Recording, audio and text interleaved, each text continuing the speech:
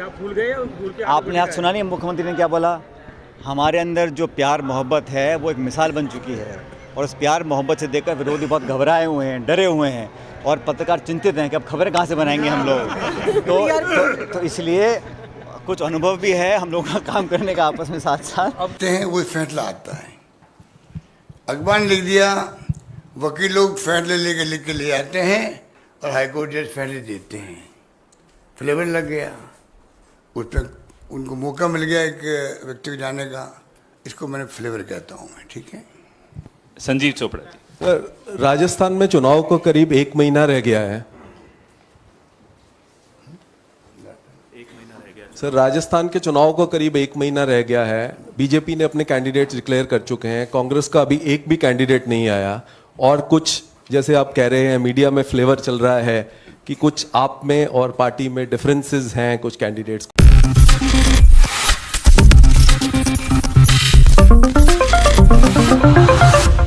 नमस्कार, next 9 news देख रही हैं आप और मैं हूं आपके साथ प्रज्ञा सिंह। बहुत बहुत स्वागत है आपका मेरे खास प्रोग्राम किसका होगा राजस्थान में। राजस्थान को लेकर इस वक्त चर्चा जोरों शोरों से है। दरअसल आपको बता दें, विधानसभा चुनाव है और कांग्रेस ने अभी तक राजस्थान में अपनी एक भी सूची जारी नहीं की है। हालांकि मध्य प्रदेश में 2 सूची जारी कर चुकी है, लेकिन यहां पर देखने को मिल रहा है कि मध्य प्रदेश में कांग्रेस के बीच अंतर्कलह जो थोड़ी थोड़ी अब नजर आ रही है। लेकिन राजस्थान की अगर बात करें तो अभी सूची जारी भी नहीं हुई, लेकिन यहां पर नेताओं के जो टिकट काटे जा रही हैं उससे लेकर घमासान जो है वो काफी ज्यादा बढ़ता हुआ नजर आ रहा है। इतना ज्यादा बढ़ गया है कि अब यहां पर राज्य के मुख्यमंत्री अशोक गहलोत को सामने आना पड़ा। उन्हें खुद बताना पड़ा कि पार्टी के बीच सब कुछ सही है, अगर नेताओं के टिकट कट भी रहे हैं तो भी सबकी मर्जी से ये सब कुछ हो रहा है। क्योंकि आपको बता दें कि कल यहां पर ये खबर सामने आती है कि सोनिया गांधी शांति धारीवाल का नाम सुन इतनी ज्यादा नाराज हो गई कि अशोक गहलोत तक पर अपना गुस्सा जाहिर कर दिया, और इसे लेकर सियासत इतनी ज्यादा गर्मा गई कि खुद मुख्यमंत्री अशोक गहलोत को सामने आना पड़ा और अपना पक्ष रखना पड़ा।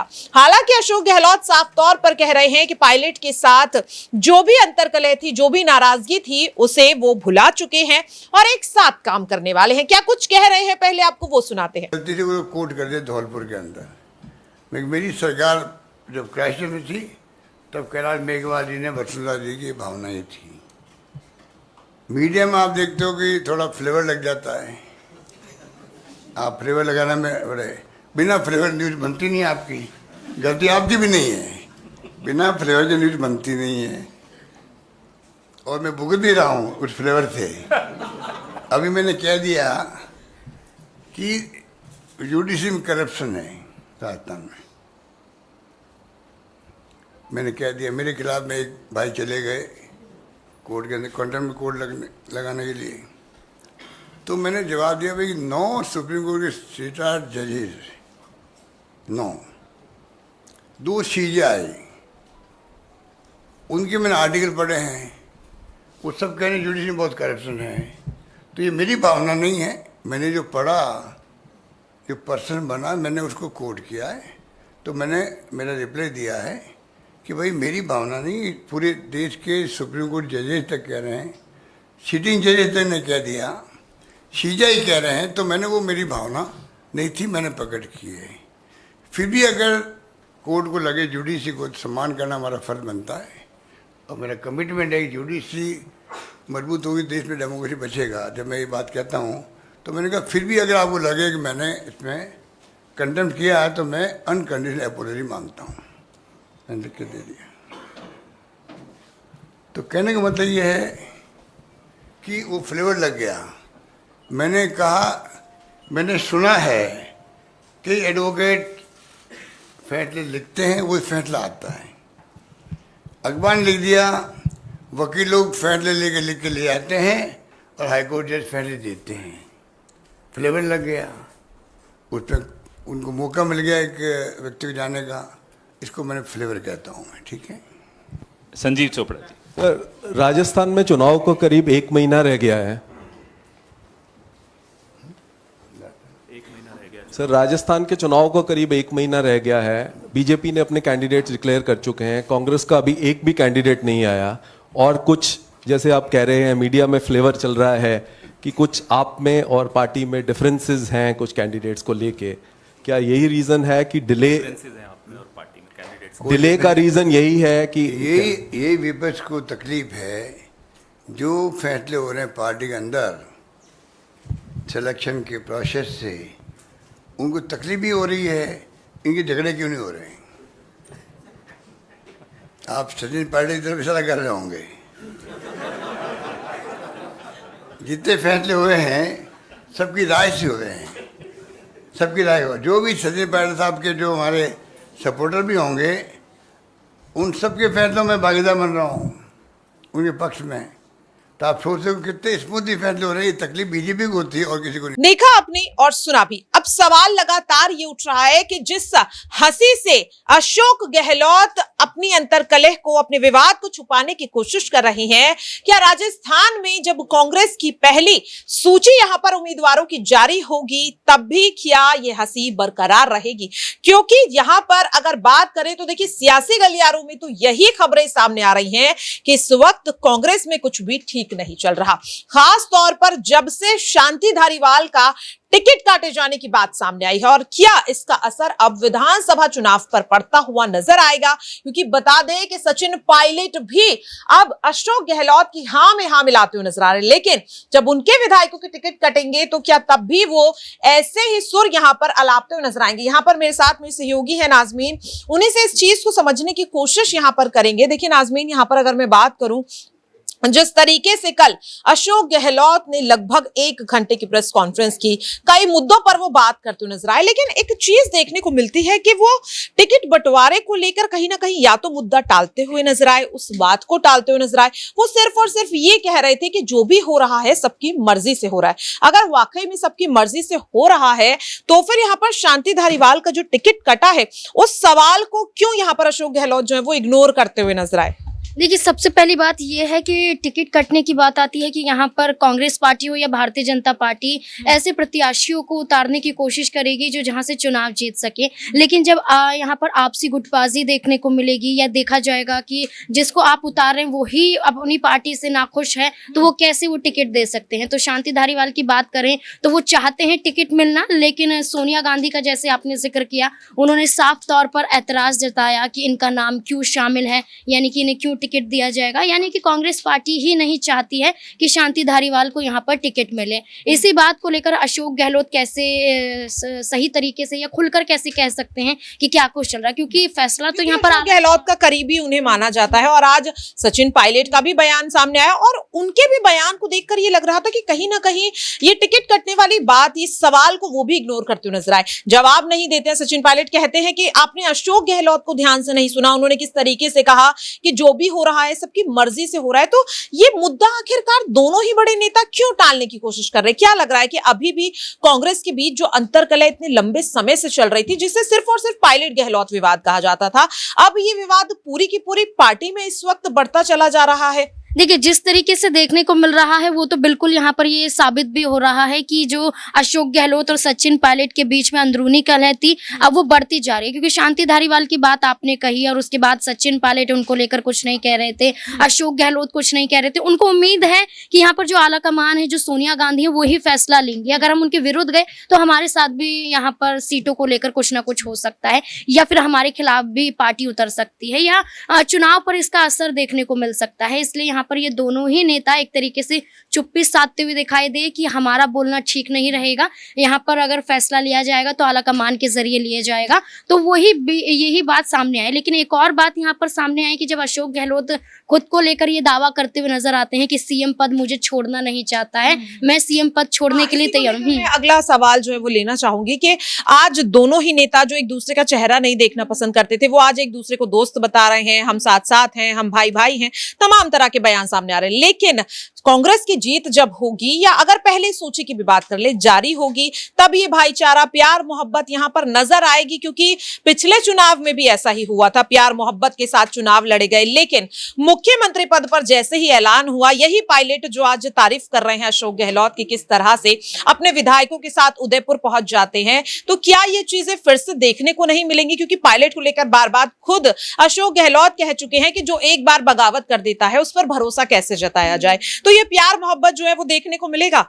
देखिए यहाँ पर आप ये सोचिए कि जब कर्नाटक में विधानसभा चुनाव हुआ था तो वहां पर भी कांग्रेस पार्टी में दो चेहरे थे और उन दो चेहरों को लेकर भी उसी वक्त पर कांग्रेस ने डिक्लेयर नहीं किया था कि आखिरकार हम किस पर दांव लगाना चाहते हैं। जैसे ही कर्नाटक में विधानसभा चुनाव जीते उसके बाद ये लड़ाइयां शुरू हो जाती हैं कि कोई फैसला नहीं लिया गया या फिर उनको सीएम पद चाहिए था। तो वही चीज राजस्थान में भी देखने को मिल सकती है, क्योंकि राजस्थान में कांग्रेस की तरफ से दो चेहरे हैं और इन दोनों चेहरों को लेकर इनकी नाराजगी तो दूर कर दी जाती है। एक को सीडब्ल्यूसी का सदस्य बना दिया जाता है, अशोक गहलोत को लेकर कह दिया जाता है कि सचिन पायलट और अशोक गहलोत खुद कहते हैं कि हम मिलकर चुनाव लड़ेंगे, भारतीय जनता पार्टी के खिलाफ चुनाव लड़ेंगे।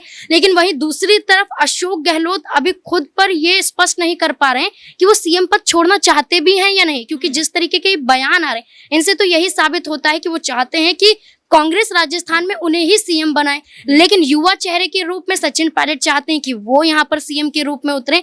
तो यहाँ पर विधानसभा चुनाव जीतना है, भारतीय जनता पार्टी को हराना है, इसलिए यहाँ पर नाराजगी अभी दूर हो गई। अगर विधानसभा चुनाव जीत जाते हैं तो ये कलह आपको भी और जारी दिखाई देगी अशोक गहलोत और सचिन पायलट के बीच में, और इसका असर यहाँ पर काफी देखने को मिलेगा। वाकई में देखिए यहाँ पर जिस तरीके से साफ तौर पर नाजमीन ने ये कहा है कि जो भाईचारा, जो प्यार मोहब्बत यहाँ पर इस वक्त कांग्रेस दिखा रही है राजस्थान में, वो जीत के बाद देखने को मिलेगा या नहीं। लेकिन आपको यहाँ पर बता दें कि सचिन पायलट किस तरह से बिल्कुल हूबहू यहाँ पर अशोक गहलोत की बातों को मीडिया के सामने दोहराते हुए नजर आ रहे हैं। सुनिए जरा पहले कि क्या कुछ सचिन पायलट ने कहा। बीजेपी के अंदर तो ये हमेशा चलता रहता है, लेकिन कांग्रेस पार्टी ने जनता का विश्वास हासिल किया, एक बार दोबारा हम लोग हासिल करेंगे। नहीं सर, जिस तरीके से दूसरे के शब्दों का यूज़ किया गया था उस टाइम, तो क्या भूल गए हैं क्या आगे बढ़ने की कोशिश? सर मैं समझा नहीं, दोबारा सवाल पूछो, क्या कहना चाह रहे हो? इस तरीके से शब्दों का यूज़ किया गया था मानेसर जब आप गए थे, क्या भूल गए और भूल के आपने आज सुना नहीं मुख्यमंत्री ने क्या बोला? हमारे अंदर जो प्यार मोहब्बत है वो एक मिसाल बन चुकी है, और उस प्यार मोहब्बत से देखकर विरोधी बहुत घबराए हुए हैं, डरे हुए हैं, और पत्रकार चिंतित हैं कि अब खबरें कहाँ से बनाएंगे हम लोग। तो इसलिए कुछ अनुभव भी है हम लोगों का काम करने का आपस में साथ साथ। और सुनो, जहाँ तक टिकटों की बात है, जो भी घटनाक्रम पिछले वर्ष हुआ, कुछ लोगों पे पार्टी अनुशासन के आरोप भी लगे थे, उस पर कार्रवाई हुई नहीं हुई, लेकिन जिन का भी प्रपोजल जो जीतने वाले उम्मीदवार थे उनका मैंने खुले मन से स्वागत किया। चाहे वो सोनिया जी की अवमानना भी अगर किसी ने करी हो उस समय, तो फिर भी हमने कहा पार्टी हित में जो है जीताऊ हो, किसी एक भी कैंडिडेट को मैंने विरोध नहीं किया जो जीतने वाला उम्मीदवार। इससे बड़ा प्रमाण क्या हो सकता है आपसी प्यार मोहब्बत भाईचारे का, कि हम जो जीतने वाले उम्मीदवार हैं उसका हम सपोर्ट करें। तो देखा आपने और सुना भी कि सचिन पायलट साफ तौर पर कह रहे हैं कि पार्टी जो है वो पूरी तरह से एकजुट है और एकजुट चुनाव लड़ेगी। लेकिन यहाँ पर मध्य प्रदेश में भी ऐसा ही दावा राहुल गांधी करते हुए नजर आए, प्रियंका गांधी करते हुए नजर आई। लेकिन क्या देखा गया, सूची जारी होते ही कांग्रेस के दो बड़े नेता यहाँ पर एक दूसरे के खिलाफ खड़े नजर आ रहे हैं। बगावत के सुर भी यहाँ पर बजते हुए नजर आ रहे हैं। यहाँ पर मध्य प्रदेश की बात करूं तो दिग्विजय और कमलनाथ के साथ ऐसा देखने को मिल रहा है, और बीजेपी का तो ऐसा हाल है कि अब प्रत्याशियों का नाम सामने आने के बाद जो विरोधी प्रत्याशी है वो सीधे सीधे प्रदर्शन करते नजर आ रहे हैं। तो यहां पर देखिए जो हालात तुषार मध्य प्रदेश में इस वक्त देखने को मिल रहे हैं बीजेपी और कांग्रेस के बीच, तो क्या राजस्थान में भी ऐसा देखने को मिलेगा? क्योंकि बीजेपी तो यहां पर राजस्थान में सामना कर ही रही है। राजपाल सिंह शेखावत और राज्यवर्धन सिंह राठौर जो हैं वो सीधे सीधे एक दूसरे के खिलाफ बोल रहे हैं। तो जब पहली सूची कांग्रेस जारी करेगी जिस पर लंबे समय से चिंतन मंथन हो रहा है, तो ये चिंतन मंथन काम आएगा? किस तरीके से देख रहे हैं मध्य प्रदेश में जो हो रहा है, क्या राजस्थान में ऐसा देखने को नहीं मिलेगा? देखिए, जिस तरीके से आपने मध्य प्रदेश की बात करी, तो मध्य प्रदेश में जब सूची जारी की गई पहली, उसके बाद दिग्विजय सिंह के यहाँ पर जो कई समर्थक थे वो कमलनाथ के पास आए और उन्होंने कहा कि हमारे जो मतलब टिकट्स को लेकर जो भी विवाद रहा उसको लेकर उन्होंने वहां पर प्रोटेस्ट करते हुए नजर आए। तो यहाँ पर कमलनाथ ये कहते हुए नजर आए कि आप दिग्विजय और जयवर्धन के पास जाइए, उनके कपड़े फाड़िए। तो इस बयान से जो उन्होंने ये बयान दिया, अब ये कहना मुश्किल होगा कि वो उन्होंने सीरियसली बोला है या फिर एक बोलते हैं ना कि तंज के उसमें बोला है या टॉन्ट मारा है या मजाकिया उसमें बोला है। लेकिन जो उन्होंने शब्द बोला उसको लेकर कांग्रेस में दिग्विजय सिंह को भी कहीं ना कहीं बुरा लगा और ऑब्वियसली जब अगर कांग्रेस ने बोला तो बीजेपी तो फायदा उठाएगी, तो उन्होंने फायदा उठाया और यहाँ पर कहीं ना कहीं दिग्विजय और कमलनाथ के बीच में एक फूट पैदा करने की जो कोशिश है वो अभी भी जारी है, वो की जा रही है। इस चक्कर में यहाँ पर मध्य प्रदेश में थोड़ा बहुत कहीं ना कहीं हमें कलह जो है यहाँ पर दिग्विजय और कमलनाथ के बीच देखने को मिल रहा है। राजस्थान की आप बात कर रहे हैं, देखिए राजस्थान में तो कांग्रेस के बीच में कलह तो बहुत पहले से ही चली आई है। हम देखते हैं किस तरीके से वहां पर पायलट और सचिन गहलोत को लेकर जिस तरीके से चलता रहा है, और अब एक और जिस तरीके की आप बात कर रहे हैं, ये सारी चीजें ठीक है, अपने एक जगह पर चलती रहती है। लेकिन सबसे बड़ी बात अभी क्या है कि चुनाव सर पर है, आप लिस्ट निकाल रहे हैं, सूचियां जारी कर रहे हैं, राजस्थान में आपको लिस्ट निकालनी, लेकिन आपको अब इस समय पर जाकर इस तरीके से अपने खेमे के अंदर जो भी ये वाद विवाद उठ रहे हैं, जो भी लड़ाइयां उठ रही हैं, उसको आपको शांत करना होगा। अगर आपको जीतना है तो आप एक तरफ दावा कर रहे हैं कि हम राजस्थान में वापस आ रहे हैं, हम मध्य प्रदेश में एक बार फिर से चुनकर आ रहे हैं, लेकिन आपके खेमे में ही इस तरीके की अटकलें लगती हैं, आपके सीएम को फेस को लेकर अटकलें लग रही हैं, बगावतें आपके खेमे में देखने को मिल रही है, तो इससे जनता के बीच में क्या मैसेज आ रहा है? जनता के बीच में तो यही मैसेज आ रहा है कि आप अपने आप को ही नहीं संभाल पा रहे, तो आप जनता को क्या संभालेंगे? तो इसलिए जो भी अटकलें, क्योंकि ये किसी भी खेमे के लिए, अब वो चाहे बीजेपी के अंदर भी लग रही हैं, मध्य प्रदेश में अगर आप देखेंगे तो शिवराज और सिंधिया को लेकर कई अटकलें लगती हुई दिखाई दी हैं, उसका भी कहीं ना कहीं उनको कोई जो है नुकसान देखने को मिल सकता है। लेकिन कांग्रेस में तो हम ये हमेशा से ही देखते आए हैं कि जब से कांग्रेस पार्टी ने सत्ता में अपना थोड़ा बहुत जो हाथ था वो उनका ढीला पड़ा है, लूज किया है, तब से उनके अपनी पार्टी के अंदर भी कहीं ना कहीं जो है वो पकड़ कमजोर होती गई है, जिसका कहीं ना कहीं नुकसान यहां पर मुझे लगता है कि कांग्रेस को देखने को मिल सकता है। वाकई में देखिए यहाँ पर जिस तरीके से साफ तौर पर तुषार ने कहा कि जो अंतर कलह है इस वक्त उसे पूरी तरह से सुलझाने की जरूरत यहां पर कांग्रेस को है, और कांग्रेस ही नहीं भारतीय जनता पार्टी को भी है, क्योंकि अगर दोनों ही पार्टियों को अपनी दावेदारी को मजबूत करना है तो यहां पर नेताओं के बीच जो साठगांठ है उसे बनाकर रखना होगा। अब ऐसे में देखना होगा कि जो दावे यहां पर गहलोत और पायलट करते हुए नजर आ रहे हैं, क्या ये दावे पहली सूची जारी होने के बाद भी देखने को मिलेंगे, या फिर जिस अंतर कलह से आज भारतीय जनता पार्टी राजस्थान में जूझ रही है उसी का सामना कांग्रेस भी राजस्थान में करती हुई नजर आएगी। फिलहाल के लिए मेरे खास प्रोग्राम किसका होगा राजस्थान में आज के लिए इतना ही। बाकी की तमाम अपडेट्स के लिए आप देखते रहिए नेक्स्ट 9 न्यूज।